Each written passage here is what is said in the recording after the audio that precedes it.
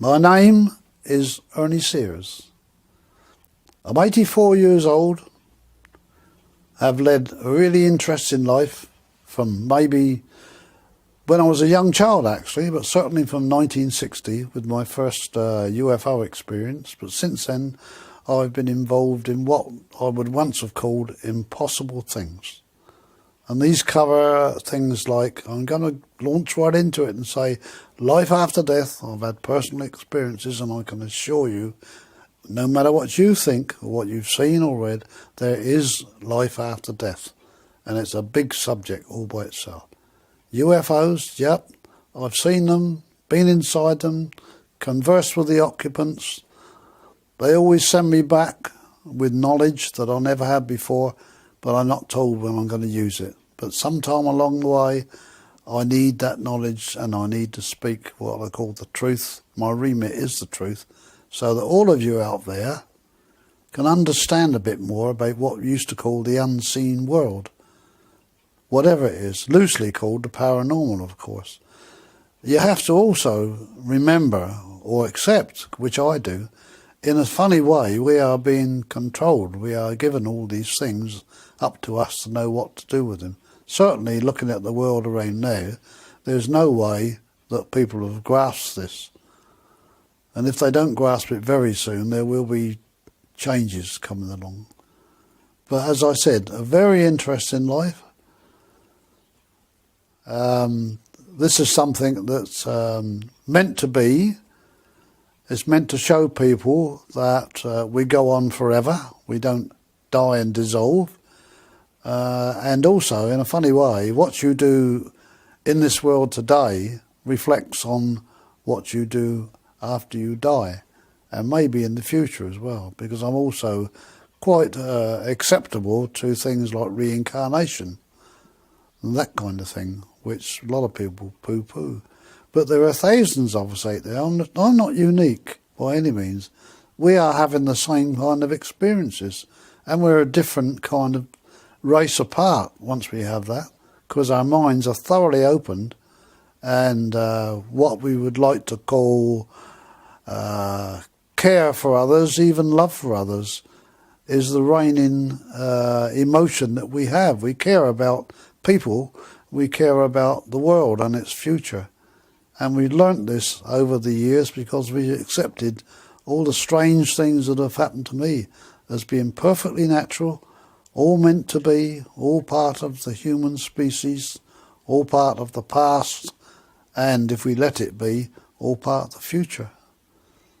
So I'd advise you to do what I do, read, look at things, understand them, let your mind assimilate them and use them for the good of the world. Have a look at my prompt sheet I've got here. I've got half a dozen which I made up before this program was mooted, you might say, and it's prompt sheets from the number of lectures I've given over the years, pieces out of that, ostensibly of my 8 abductions. And I don't know really whether I should start with 1933 when I was 9 years old, but that was when I had an out-of-body experience. We lived in Gosport in Hampshire, and I was quite ill at the time, in bed, feeling ill too. And the doctor was there, my mother speaking, and I could understand he was saying, let's see what he's like in the morning. If his temperature's gone down, then he's going to be all right. And I didn't really know what he was talking about. So anyway, they left the room, the bedroom, disappeared off. And I just lay there feeling really ill. I didn't care what happened to me. And the wallpaper in the bedroom was old-fashioned, what I call Victorian stuff, really. Great big black triangles and a pattern in the middle. And I looked at these black triangles and whatever, and I was being drawn into them, really drawn into the triangles. So the next thing I knew, I was going out of the bedroom door, and I went through the bedroom door. I didn't open it, I just went through it. And I was at the top of the stairs, and I thought, I'm going to tell Mum I'm flying.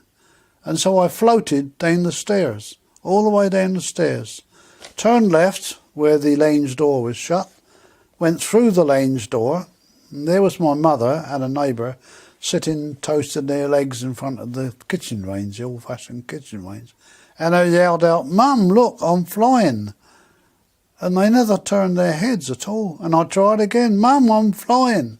No, and then psh, I was back in bed. The next thing I knew, I woke up in the morning and I felt all right. You know, like, well, okay. When my mother came up to see who I was and felt my head, she said, "Oh yeah, your temperature's down." I said, "Mum, I shouted at you last night because I flew down the stairs and through the door and you never took any notice of me." And she looked at me, and it was many years later when I remembered how frightened she looked when I said that. And many years later I went back to that and said, I've read about even parents and grandparents were abductees in previous generations. She knew what I was talking about. It scared her. So she said, "I think, son, you'll find that if you were meant to fly, God would have given you wings." "Oh, okay, Mum, but I did fly." So, all right, that was it. A couple of weeks later, I was up and about, and I thought, I'm going to prove to my mum that I did fly. And I was upstairs in the bedroom, and I went to the door, and I opened it, and went to the top of the stairs, and I jumped. Well, maybe I hit 2 or 3 steps on the way down. They were really steep stairs. And I finished up with my head crashing against the skirting board in the passage at the bottom, yelling my head off. Mother came rushing out of the lane and said, "What are you doing?" I said, "Well, I thought I could fly, Mum." "See, I told you couldn't fly." I said, "Yeah, all right, Mum was always right, you know." That was that episode, out of the way. So what it was, it did show me in years later on, you could levitate and you could go through solid objects. Through my UFO experiences, I was shown that and told that, and I could do that. So that was the first thing. Then I was about 14, and that was in, let me have a look, 1937, yeah? Well, 1937 I was, anyway. And again, I was in bed, and I was asleep. And this gorgeous angel came towards me in the night, drifted towards me like an angel would do if you knew a bit about angels. Lovely golden wings, drifted towards me, and I was standing up somehow. I wasn't sitting down. And she pressed herself against me and she kissed me. I don't often tell this story, but I'm going to tell it now. I had my first orgasm. I literally exploded. And I thought, oh, wasn't that wonderful? Because I felt all over like an explosion. And again, that was many years later when I re-looked at things and thought how aliens can change what they look like in order not to scare the abductee or the victim or whatever you call them. I didn't tell Mother about that one because I'd had an orgasm. Mum was coming up the stairs in the morning. My pyjamas were wet. I stuffed them under the pillow quick. So that remains a very firm memory. Now down here I've got something I can't quite understand. 1937 again, it says knife. Well, on my left wrist I've got a scar there. It's been there many years. I don't know I don't know when it got there. I actually know that I was watching a knife coming towards me that hacked a triangular piece of flesh out of my wrist. And I looked at it and I wasn't feeling any pain wherever I was. And I could see the red and white corpuscles in there. And I looked at it and then all of a sudden it was gone, healed up. And I haven't got any memory of how, why or what apart from that. That comes back later on when there was a coincidence anyway. 1977, there was a great big gap between 1937 and 77, partly because I spent 5 years in the RAF during the war, partly because I had to go to work after I got demobbed and all these kind of things. So there were massive gaps there, but I kept up with UFOs because by then they'd been called... got away from the flying saucers story anyway, and they were UFOs. And I did have an experience of a sighting in 1960 when watching two meteor jets coming up towards this object I've been watching in the sky for about half an hour, a glowing object in broad daylight. And as they approach it, I managed to run to a vantage point where I could see it all, and they approached it and it turned on end and totally vanished in a clear blue sky. And I was quite intrigued because I had thought it might have been an aircraft somehow battling against a strong wind. That was in 1960. I got into a phone box that was nearby and phoned up Thorney Island Aerodrome, which was the base for these meteor jets. And all I asked the guy on the control tower was, could you tell me what that object was those two meteor jets were chasing? And he said, sir, you didn't see any jets, you did not see any object. And I just said, well, come on now, I was in the Air Force, I know what meteor jets are, I just want to know what the object was. He said, I'll repeat, you saw no jets, no object. Okay. You might not understand this, not unless you've had experiences. That episode changed my life totally on that day, in that seconds when he said that. And I set out to find why he lied to me. Still doing that these days, only in a bigger scale, you might say. So it wasn't an abduction, but it was a prelude to a lot of things. Okay. I've got a range of 1977 now, quite a long gap in between things, but life had changed quite a lot in jobs and the fact that I got divorced and all this kind of thing you go through in life. But I just happened to be out in the garden in Portswood on a Friday night in November 1977. We had cats. I'd got married again, and my lady was a cat fanatic, so we sort of acquired 5 cats from different people. I'd got out in the garden about 7 o'clock on this Friday evening, just put the cats out and let them run around. Lovely clear blue sky. There was a moon over there in the distance. I looked around and looked right over my head, and there, to my amazement, was a huge triangle hovering. A triangle, and it looked metallic. It seemed to have ribs underneath, and four things in the corners of the triangle, just hanging there. And I turned my head and shouted to my wife, quick, hurry up, come and see this. And I turned back and it had totally gone. So I thought I must be going nuts, you know. So I went indoors and I telephoned the police, the local airport, the newspaper. No reports. No one had anything to report or whatever. So I found a very close friend of mine. He was a jazz pianist, something I've been into for years. Very good friend, and he was into UFOs. I phoned him to ask if he'd by chance been out in his garden, because he lived not too far from me. The answer was he was out. He wasn't there. So I thought, oh damn. Frustrating, because I knew I'd seen this thing and it was solid, you know. But where did it go to? Next morning, I phoned him. Monty was his name, by the way. I phoned him again, yeah, and he was there. Monty, I said, you weren't out in your garden about 7 o'clock last night, were you? He said, I know what you're going to say. Yeah, I wasn't in my garden, but three musicians and myself were driving along the M27 at Bursledon. We were going to a music gig in Portsmouth. A radio gig in Portsmouth, playing jazz, you know. And we saw this big triangle up in the sky there, about 7 o'clock. And we were looking at it, and it was moving about the sky in little short bursts of speed. And every time it moved, it left a little trail behind it. After a while, all of us were peering out the windows and going along the motorway. We thought we'd better pull in and have a look at it. It was a bit dangerous doing that like that. So we got out and we all looked at this thing, and it was still there, and all of a sudden it made one last little zip and was gone, disappeared. So they got back in the car and off to the gig. We had a long chat about it afterwards, of course, and I found around the various places the same answers. Even the aerodrome we had then at Hamble reported nothing in the sky over their aerodrome. They had no planes up. Well, this was no plane as I would know it. So that was okay.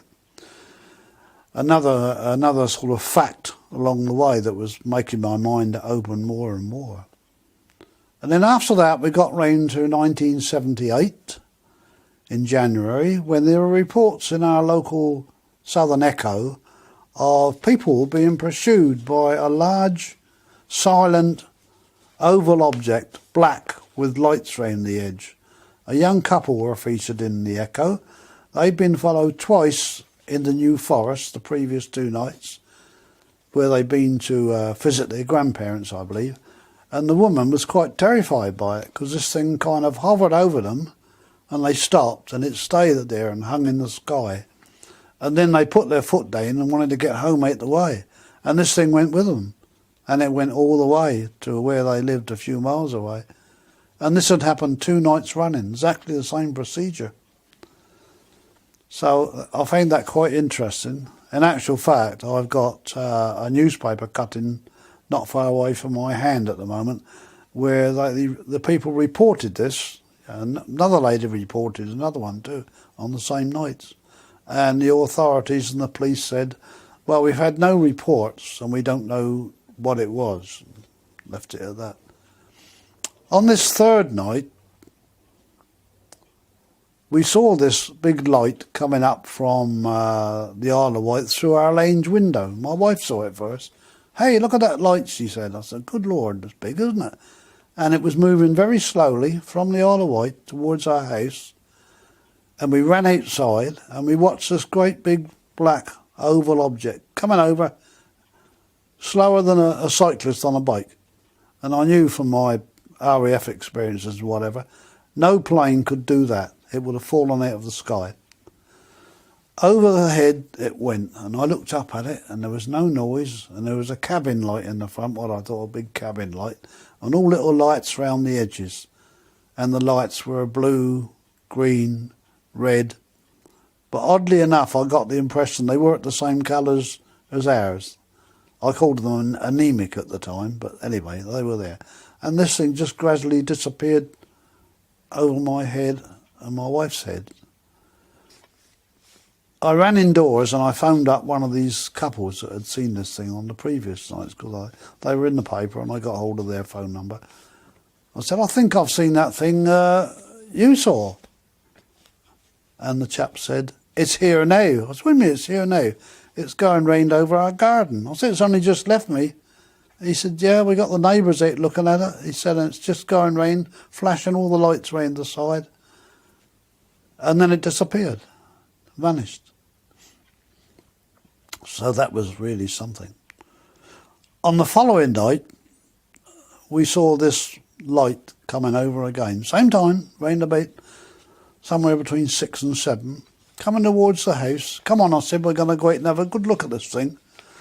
I got hold of a pair of binoculars and a camera in the meantime, and we rushed out in the garden, and there it was, silent, huge, just coming over the top. And I looked at it through my binoculars, couldn't see much because the sky was dark at that time, January.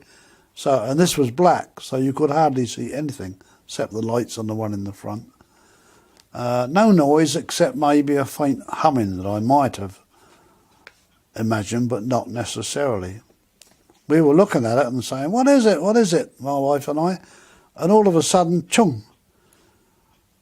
I laughed at this afterwards because I imagined that a ray had flashed from this thing onto me. And I laughed at it. Oh, don't be so stupid, you know. But all of a sudden, I'm in somewhere, metallic, and I'm going by all the planets in the solar system. Mars, the Moon, Jupiter, Saturn. Absolutely gorgeous. Just as though I was a tourist laying off the planet and going right round. And then I was on the ground again, all in what seemed to be seconds, and my life had changed again. I felt different. This thing was still there, but it began to move away. And I've never forgotten the feeling I got then. I've only ever come across one person in ufology that felt the same. I was crying. I said, don't go. I want to know you more. You are my brothers. But it didn't make any difference. This thing went slowly, disappeared. Several strange things happened that night. It's as though you got blocks in your memory. And I found out many years later, but it was probably true. They do these sort of things. I never spoke to my wife about it. She never spoke to me. Life went on. Very strange. But a little while after that, I got round to something more dramatic. Well, that was January 1978. A very dramatic experience, but there was more to come. That same year, I was quite friends with a well-known television comedian called Derek Roy. And he rang me one day in the year. He was into UFOs as well. He'd seen them abroad in South Africa, apparently. But whatever it was, he was into that kind of thing. Ernie, he said, I'm dying. And I said, don't be silly, Derek. He was a comedian, you know. You can't be dying. Yes, he said, I've been to the doctors. I've got cancer. And the doctor said to me, eat, drink, and be merry. So he said, I don't think I've got long to go, really. I said, I can't believe this. Anyway, Ernie, I've got to do something about it, because it's not going to cure me what they're doing for me. I've made an appointment with a healer in Southampton. Now, we didn't drive a car that time. Would you run me over to this lady in Sholing, which is another part of Southampton? Yeah, all right, I said. So we made an arrangement, and I drove him over there. And a lovely cottage this lady lived in, very nice old-fashioned cottage. And she came to the door. Oh, hello, she said. Are you Derek's friend? I said, yes, I am. What are you into? I said, what do you mean, what are you into? Have you had any... Are you a healer? I said, no. I don't know anything at all about healing. So she said, oh, you sure? I said, yeah. You must be into something. I'm picking up something from you. UFOs? Ah, she said, UFOs. No wonder, she said. And are you sure you're not a healer? I said, no. Would you like to come in and join in the healing with Derek and myself? She said. Yeah, all right. I said, you know, this experience. So we sat in this nice little room there. One of the funny things that happened, they're little things but are important, that Derek had bought himself a crucifix. You know, when you're dying, you turn to all sorts of things. He wasn't religious. He bought himself a nice crucifix, and he had it in a box at the time of this healing we went to. The lady said, I'm going to bless this crucifix, Ernie. I said, all right. So I watched her, and she went across the mantelpiece and put the box down there and put the crucifix in the top. There we are, she said. And we got on with this healing, which was quite strange straight away, because, yeah, thank you. This started happening in my hand, and she looked at me. She said, are you sure you're not a healer? I said, quite sure. All right, she said, well, we'll get on with the healing. So we did. And the session finished after about half an hour. And she went across to the mantelpiece to pick up the cross in the box. She didn't touch it. She said, Ernie, come over here. And I walked over, and the cross had gone through the box, was underneath. So I thought, hey, that's weird. Interesting, but weird. And I went again about 3 times to a session there with Derek and this lady who was called Phyllis. She was a very nice lady. This 4th time I was there, my hand was absolutely playing up. It was really going all over the place, you know. I couldn't control it, and I didn't like it. I didn't like to feel that I was being controlled for whatever reason. And I looked up in the ceiling because I was being pushed back in this armchair by a hand, which I couldn't see. And I was looking up in the ceiling. There's all these people in the ceiling. Remember, this is a small room, but there may have been a whole crowd of people, and they're all talking at once. And they've all got strange faces, similar faces to each other, and they were in long white robes, all chattering away at me in some language. And I sat up, and I said, I don't like this, Philip. So she said, why? And I told her, oh, she said. I said, I could do with some water to drink. Yeah, all right, Ernie, I've got a jug here with water. And she poured it, and I downed this jug of water. She said, Ernie, I think you're going to become one of us. So I said, oh, I don't know about that. You could be a medium. What do you mean? I said, talking to the dead. She said, oh, no, I don't fancy that. If I'm going to be anything, I quite like the idea of healing, helping people, you know. We talked about it anyway. She, what we'll do, we'll have a special session, she said, with myself, and Phyllis and her partner, who was also a healer, and we'll just see what develops, because I still think you could be a medium. I said, well, I don't want to be a medium, whatever. So she said, I think you're going to be a healer because of your hand, you know, this is a sure sign. So I said, righto, I'm going to be a healer. Do I advertise? Do I put cards in all the little shops and that sort of thing, get people to come and see my healing? Laughing, you know. No, you don't have to do any of that, she said. They'll find you, you know. They'll find you patients. I said, all right. And I drove a car down, as you know. And when I left the place with Derek, this hand on the steering wheel wasn't mine. It was feeling most peculiar. And I wasn't happy about that. And I was visiting my two ladies who were in my little UFO group from there. I got there on that same afternoon and they said, you all right? And I said, why? You're not Ernie. I said, what do you mean you're not Ernie? Your voice is different. Well, I said, I feel different, but I'm still Ernie. So we sat being talking anyway, and I told her all about this, what was happening. They were quite fascinated by it, these two ladies, because we were all into the paranormal by then, but, you know, it's one of those things. And I was thirsty still, and I asked for a glass of water. They gave me the water, and it shot out my hands and smashed against the fireplace. You know, they were quite startled. I said, don't worry about it. But I rang up Phyllis, because I was a bit perturbed about this. And she said, Ernie, all you've got to do is to say, I am not ready yet, and you'll find that will go away. Really? Is that all I've got to do? I said, yeah. So I sat there feeling a bit strange and saying, I'm not ready yet, please go away. And it did, it died away. My hand stopped vibrating and whatever. And when I went home to my wife, one of the first things I said, I got myself involved in this healing. I knew you would, she said. I knew when you went out you were going to get involved. So, well, apparently I am. And from then on, people did come to me. The first patient that came to me was a cat, which a lady brought, and it had an abscess on its stomach. And I laid it on my office table, because I was a theatrical agent in those days. I cleared all the table off, laid this cat on the table with its back there, and it looked up at me. Strange, really. I looked into its eyes and I thought, you know more than I do, you know.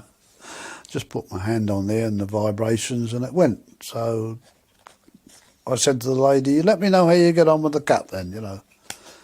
She rang me the next day. She said, I don't know what you've done, she said, but you've healed my cat. She said, the abscess is totally healed. You can come round and do my migraines. So, and it started on from there, healing. I was a healer, you know. I started giving lectures. One was to a back pain association, which was quite intriguing, actually, because I actually held two ladies in front of all these consultants in the hospital, just with a finger like that, and they couldn't understand it. And these people, I've got their affidavits still. They'd had back pains for 35 years, and they're under all sorts of treatment by consultants. It wouldn't go away, but it went away in seconds. And these consultants said to me, you didn't use manipulation. I said, I'm not allowed to. I said, I'm a healer. I'm not like you people, physiotherapists and whatever. So that was how that went on. Anyway, I was a healer. Also, a little bit later than that, that would have been in 1980, I began to have strange dreams. I'd be sitting up in bed of a night time with my wife there asleep. There'd be a big light in the room, in the bedroom, and I was sat up in bed. And the first one was an eye, a large eye that appeared from behind the wardrobe in the far corner of the bedroom. And it came towards me, and it hovered right in front of my nose. And at the time, inwardly, I laughed. I thought, now, are you supposed to be looking at me? Am I looking at you? I never said that. The thoughts ran through my head. But it was there, you know, very strange. And then it went back, disappeared. Next morning I said to my wife, I had a weird dream last night, and I told her, oh yes, it was weird, wasn't it? I said, yeah, there you go. A little bit later, I was in the same place in the bedroom, sitting up in bed, light in the room, which is another point I'm going to come to in a minute. And there were two men Not in the bedroom, but I seemed to be in a church, looking down in the nave. I'll be where the altar was, you know. They were holding a big ball of light between them, really big, and it had gold and blue rays coming out of it, and they were going through felt like every bit of my body, every molecule. And it was a little bit painful, and I just thought, I think I'm dying. So I pinched myself. It didn't go away, it was still there, and I fell back in the bed and slept. The next morning, same thing. I said, I had one of those weird dreams last night. What do you have this time? Told me. Oh yeah, you know, she was quite perturbed by it. But it was some years later when I read about a lady called Betty Andreasen. A lot of people will know about her. She was taken on a journey by aliens to a strange city of crystal buildings and whatever, and she finished up in front of a giant eagle bird of some kind, giant bird. And she was standing in front of this, and it was hot. And it was hot because there were all these blue and gold rays coming out of this bird, going through all the parts of her body. And I thought, gosh, that's what I had.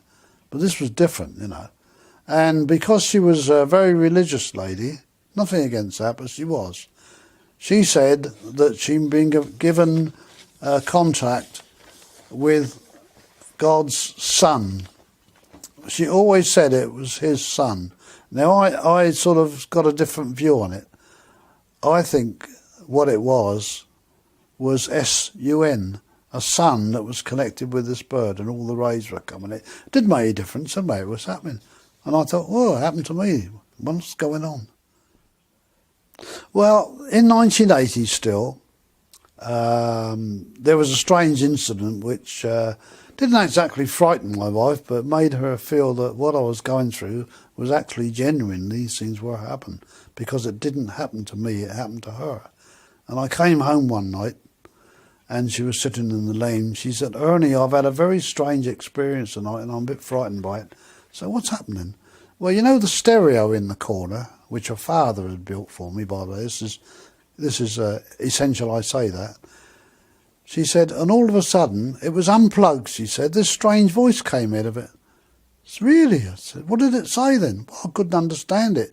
It was like talking in a different language, and it was going too fast. And before I could stop myself, considering the machine was switched off, she said, can you slow down a bit? I can't understand you. And the voice stopped. Oh, I said, it's one of those paranormal things that's happening there, you know. Couldn't explain it. I asked her father, he built the machine. He said, impossible. If it was unplugged, it would not have worked. So I said, okay. Well, I also read about those kind of things happening to other people in the years to come. Same thing, voices coming out of shut off equipment, you know, things like that. We get along to 1996. There was an eclipse of the moon on this particular night, and it was all publicised in the papers. And I lived in Netley still at that time, and went and sat out in the garden to watch this eclipse with a cup of coffee and a sandwich. Sat in the garden. There it was, gradually going brown and disappearing and whatever, and slowly coming back again. And it was a bit boring, really. So before it had all finished, I thought, I'm going to bed. It was midnight by then. I'm going to bed and going to sleep. So I did. I went to bed, went to sleep. Next morning I woke up, I felt absolutely dreadful. I felt as though I'd run 100 miles. And I couldn't quite make up my mind what was going on. And I thought, it couldn't have been an abduction, could it? No, of course not. Later on, I got up with difficulty, had a shave and a wash, still felt absolutely shattered. Had some coffee, walked down the road. I thought that might wake me up because I felt really dreadful still. Did a bit of shopping, and as I was walking along, I was prodding my left ear. Something was in there, and I pulled out wax, but the wax was red and green stripes. Oh yeah, it's weird, you know. But it stopped. I kept poking away at it. I thought, no, just as you would do. I came back home and I was still feeling so tired that I thought I'd sit on the settee and just rest with another cup of coffee. I'd got divorced by then, by the way, and so I was on my own at the time. I sat there and I began to feel very, I don't know, not dizzy, but my mind was wandering around. And all of a sudden I got flashbacks in my mind. Little things kept coming in, little pictures. And they explained several experiences I'd had in past years. They explained them so I could understand them. Now, one was when my wife, when we were married in the 70s, we were going out to a place called Romsey in Hampshire. We used to have a habit of driving out into the country on Sundays and have a cream tea and something like that, quite nice. We finished up at a fire station in Romsey. Now, I knew the fire station very well because I had a blind boy I was treating just across the road from there, who incidentally got better suddenly years later. But whatever. There was a fire station, and in this memory that I had, I'd been shown, there was a man showing us the fire engines, you know, all red, brass, very shiny and all the lot. And then he took us through a door at the back of what I thought was the station then, and we came into a place like a huge aquarium, and right up to some height were glass, what you see goldfish in, that kind of thing. And they were piled up on top of each other, which you don't do in aquariums, and into each one was a pipe with bubbles coming out of it. And in each glass thing there, I can't remember what you call those things, a fish tank anyway. There was one fish laying there, comatose, absolutely silent. And I just got the impression that these bubbles were like nutrients going in to feed the fish, you see. But it wasn't that at all. This flashback was somebody telling me that in actual fact they were hybrids, and some of them were your hybrids too. And they were laying there being fed nutrients until they grew to a certain size, and then they could become a mixture of a human and an alien. That was it. Well, it made sense to me, and a little while later I read a similar abductee having a similar situation, about seeing a hybrid floating in a tank, and he knew that it was one of his offspring. And apparently this is what was happening to me. I was aware of that, of course, since the angel, whatever. And this other abductee I read about called it was an incubarium. And it's stuck with me ever since. That's what it was.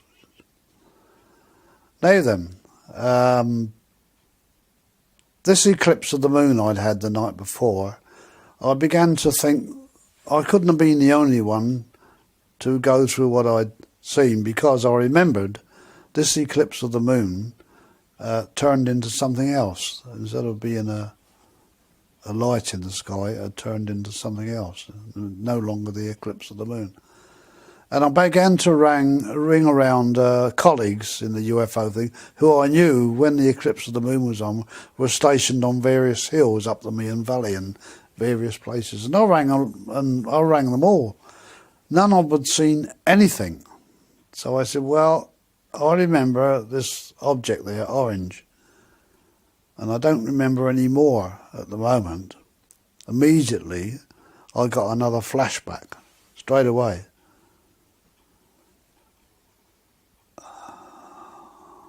Yeah, all right, yeah.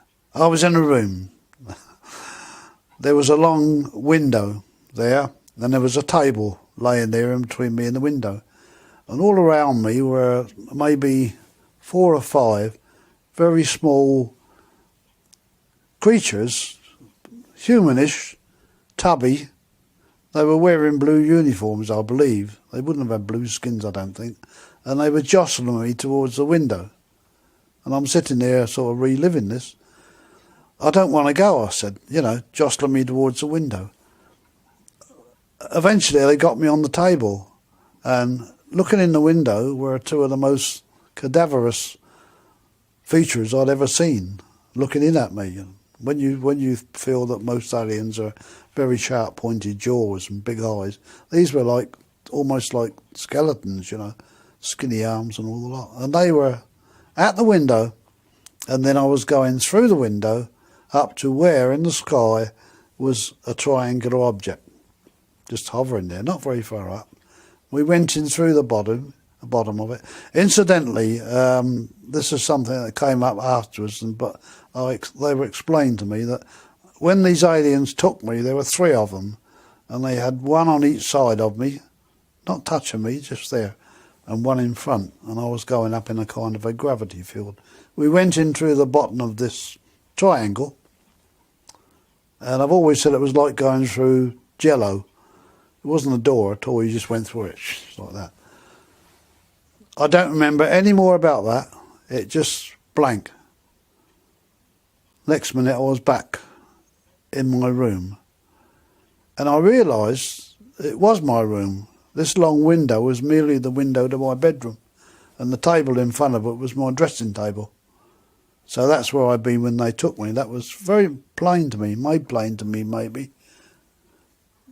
Then I thought, how am I going to explain this then?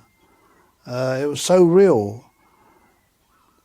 I began to try and find out if anyone else had seen this object in the sky.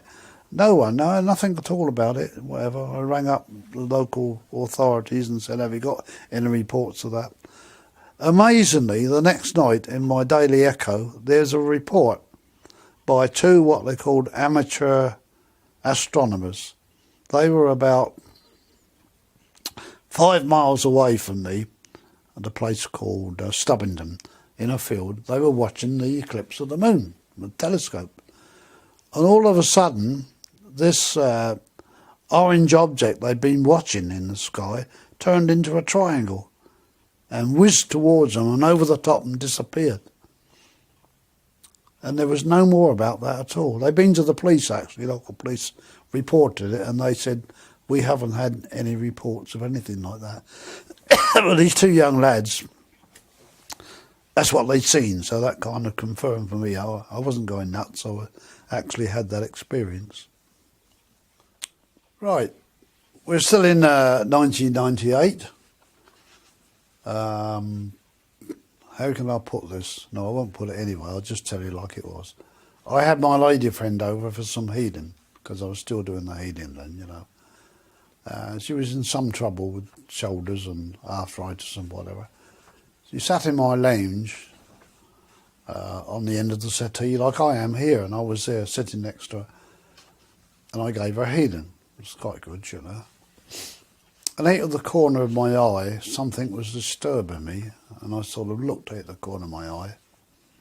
In the lounge was a huge angel, golden wings,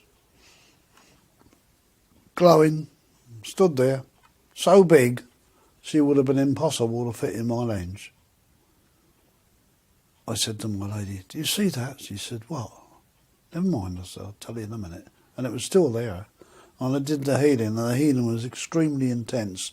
It was so intense that, partly to do with this angel thing, I cried. I burst into tears. What are you crying for? I said, that was an absolutely wonderful healing. I said, you're not going to believe it. So I told her. She said, really? Well, if you say so. She said, that was it. 2 days after that, I happened to be watching what we used to call a Kilroy programme one morning. I didn't usually watch it, but I happened to switch it on this morning.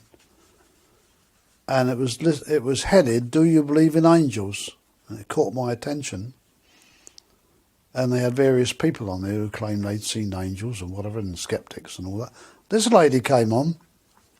She said, my husband, who died some years ago, she said, when I knew he was dying, I came in the house one day, and I walked by the lounge door and looked in there to see how he was, and he was sat in his armchair.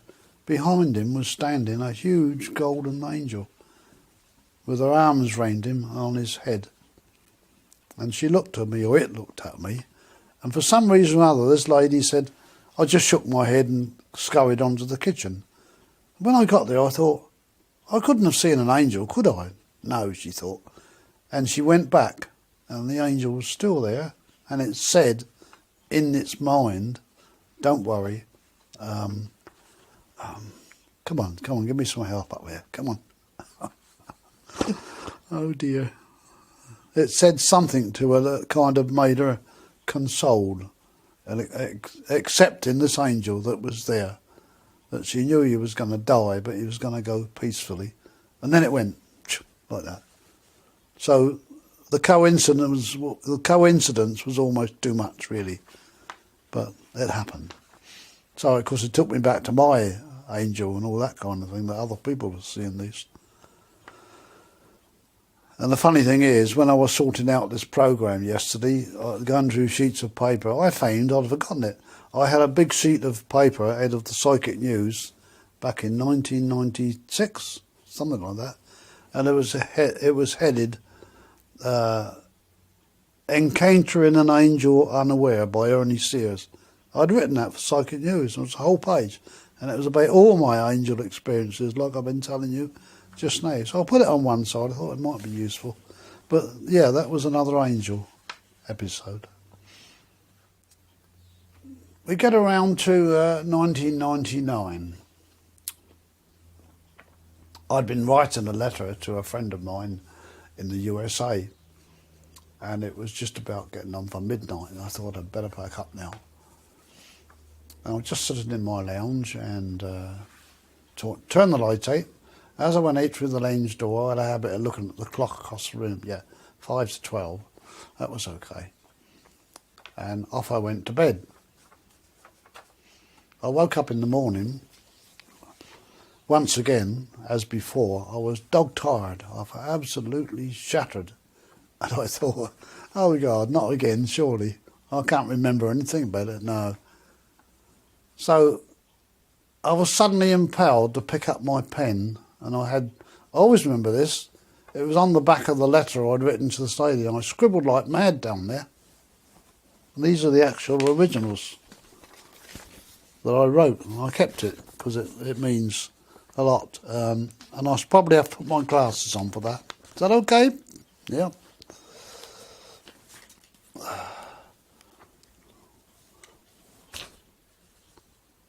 First of all, my lady friend and I used to speak in the mornings, you know, just say, how was your day yesterday, whatever. And this is what I did this particular morning, before I started scribbling, actually. Let me think about that.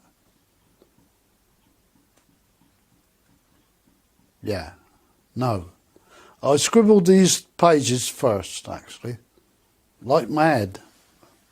I'm going to read part of it out to you because some of it is quite personal. It was the 9th of April, 1999. This happened. And I've got 5 to 12 down here. All right. As I wrote it, I was being told this subconsciously. Here comes that big light again, suddenly, out in the garden. Rushed, because always felt it was going before we will see it closer. And they're referring to the 1978 one when this big light came over. They reminded me that had happened. I don't forget it, it was important. Scar, reason no memory of blood, etc., was touched with a rod and closed almost immediately, not before seeing the open cut. Scar has always been almost indistinguishable, hence no one commented on it. You were programmed, as you have recently thought, to forget the encounter. Other scenarios substituted. We will again contact through Jamie, that was a member of the Southampton UFO group, who had lots of abduction experiences and very much other things which you might say were connected with life after death in two persons' presence. I've actually got it on tape, what he said. We all sat looking at each other in amazement. I might tell you about that later on.